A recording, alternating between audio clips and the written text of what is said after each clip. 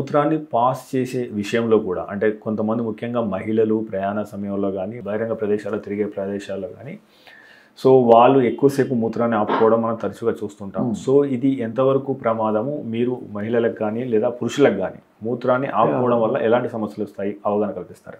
ఇది చాలా ముఖ్యమైన పాయింట్ అండి మీరు చెప్పింది. ఓకే, ఇప్పుడు మన దేశంలో ఏ స్కూల్కి వెళ్ళినా ఏ కాలేజీకి వెళ్ళినా సరే వాష్రూమ్స్ బాగుండవు.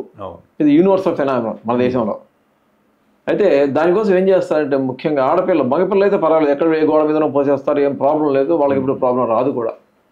ఆడపిల్లలకి ఈ ప్రాబ్లం ఉండటం వల్ల పొద్దున్న ఒకసారి ఇంట్లో వాష్రూమ్ వెళ్ళి వచ్చిన స్కూల్కి వెళ్తే స్కూల్లోకి ఎట్లా వాష్రూమ్ వెళ్ళే ప్రయత్నం చేయకుండా అవసరం రాకుండా చూసుకుంటారు.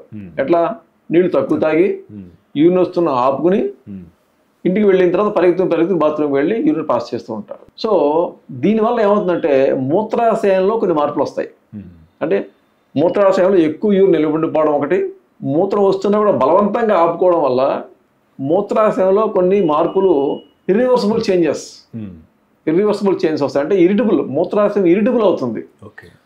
కొంతమంది వస్తూ ఉంటారండి 20-30 ఏళ్ల వయసులో, వాళ్ళు ఏంటంటే మూత్రం పోసినప్పుడు మొత్తం మూత్రం ఖాళీ అవ్వదు, చాలా మూత్రం లోపలే ఉండిపోతుంటుంది. దీనివల్ల ఈ అలవాటు వల్ల మూత్రాశయం ఎక్కువసేపు ఆపుకోవడం వల్ల మూత్రాశయం నుంచి మొత్తం మూత్రం ఖాళీ అవ్వకుండా చాలా మూత్రం లోపలే ఉండిపోతుంది.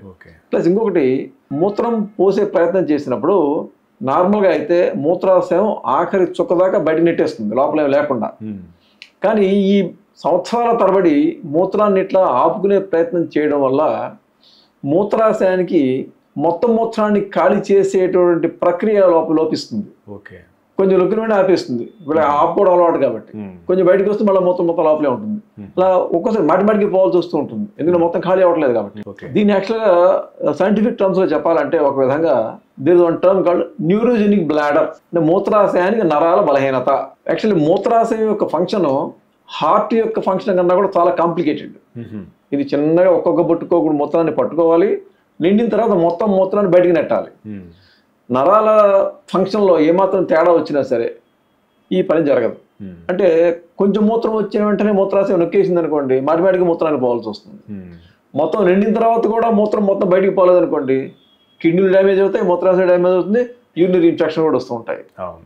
కానీ ఇప్పుడు మీరు చెప్తున్న పరిస్థితి, మూత్రం చాలాసేపు చాలా సంవత్సరాల పాటు ఆపుకుని ఉండడం వల్ల నరాల బలహీనత రాదు, న్యూరలాజికల్ డిస్ఫంక్షన్ వస్తుంది. నరాలు బాగానే ఉన్నాయి చూడడానికి, కానీ ఫంక్షన్ సరిగా లేదు. So this called non neurogenic bladder. అంటే పరిస్థితి న్యూరోజెనిక్ బ్లాడర్ లా ఉంటుంది. నరాల బలహీనత ఉన్న మూత్రాశయం బిహేవ్ చేసినట్టుగా చేస్తుంది, కానీ నరాల బలహీనత లేదు. Non neurogenic bladder. మీరు తీసుకునే అదే మందులు, అదే నాణ్యమైన మందులు, కానీ సగం ధరకే.